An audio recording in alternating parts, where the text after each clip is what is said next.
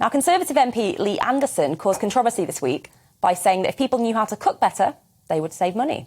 The MP for Ashfield said that meals could be cooked for as little as 30 pence a day and suggested that cooking and budgeting courses would benefit people across the country. Some have backed the comments, but others have said the MP is out of touch. Well, let's find out from the man himself. We're joined by Lee Anderson, the MP for Ashfield. Lee, thank you for joining us this morning. Can you understand why people were quite concerned by your comments? I can, Deanna, and good morning. When you see a newspaper like the Daily Mirror print outrageous front-page headlines like poor people can't cook, then of course the public are going to be outraged. I never said once that poor people can't cook. In fact, I would say that people who are poorer make some of the best cooks because they have to. They have to manage on a small budget. They have to be resourceful. They have to be creative. So that's absolute nonsense. I think the point I was trying to make was that, some people who go to the food bank do like some skills like budgeting and cooking, and we've proved that. The nation's media was down at my food bank yesterday, checking out on some of the users there, and these were people on low incomes, and they were on cooking and budgeting courses. They were very, very positive, and the media went away not getting the story they wanted. Mm-hmm. Well, Lee, you've been getting quite a backlash also on Twitter, which, as we know, is not quite real life. But one of the things that's been thrown at you are people asking if you're out of touch. So are you? No, don't be silly, Deanna. I'm not out of touch. I've never lived more than 5 miles from where I was born.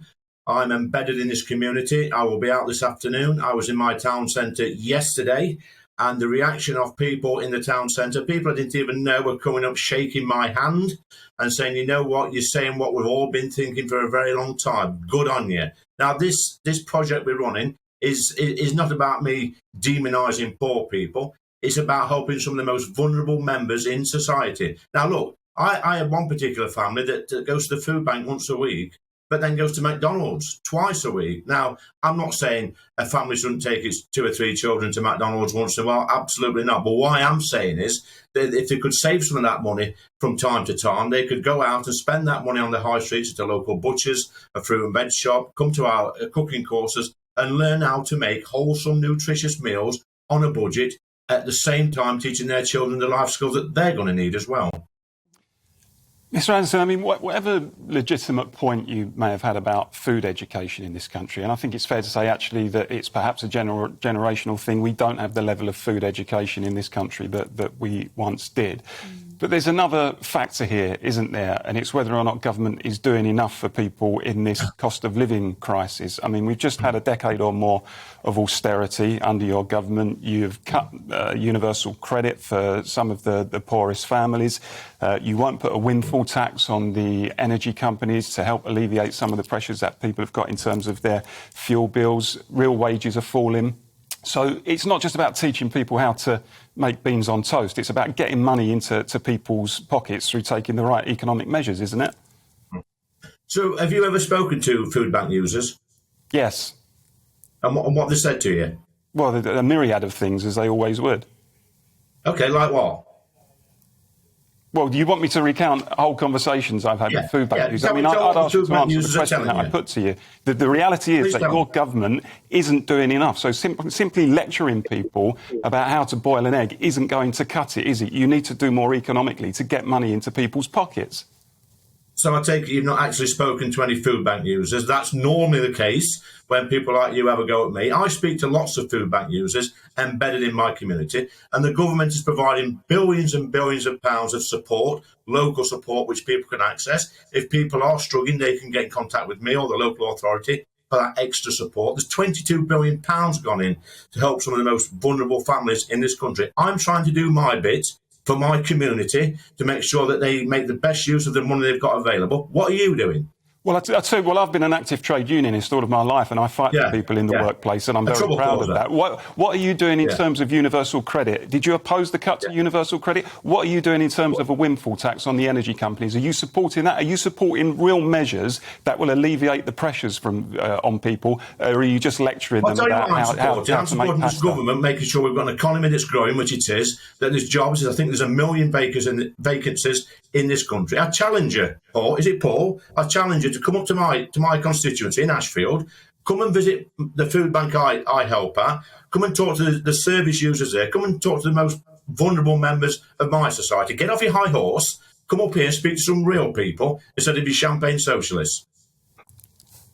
Well, how's that grab you? Let me say, when it comes to talking to real people, you don't have a monopoly on that. I speak to real people all the time. I'm rooted in the Labour movement. I come from a working class community. And in terms of food banks, I probably won't need to come to your constituency, Mr. Anderson, because there are so many food banks. There are so many food banks in this country now that I could just go down the road. I think I need to act as referee here and just break this up. But Lee, one of the things I wanted to talk to you about is the actual classes that you've been running, because you've been helping, haven't you? I've seen you with your chef's hat on your Twitter. How have they been going down in the local community? What we're trying to do, and remember, this is not about me, totally about me. This is about a fantastic food bank we have in Ashfield that's set up this initiative where when food bank users come along, they register on a cooking course, a budgeting course, to learn those life skills which many people have missed out on in the past. And it's been a great success. You know, just yesterday when the press, on Friday, when the press came, we were talking to people who've never had these skills before. There's one lady didn't even know how to cook vegetables. It's you know, we're really trying our best locally to help people in what are difficult times. This is not just about keep throwing money like the Labour Party want. They want to tax the poor more and more. This is about helping people with real problems on the ground, you know, live their life the best way they can. Thanks, Lee. Arlene? So, Lee, good to see you. I mean, I fundamentally believe in self-help, and one of the reasons why I was a huge supporter of uniformed organisations like the Girl Guides is that they used to teach these sort of skills in terms of getting young women to understand the need to budget and how you cook, albeit my cooking wasn't great at guide camp. But anyway, I diverge, I go off on a tangent. What I wanted to really ask you was, is this a very good example of Twitter versus the real world? Because what you're trying to do is focus on how you can help families in your constituency to get the skills that they need, whereas Twitter is wanting to jump all over you because you're trying to say that you can cook a meal for 30p.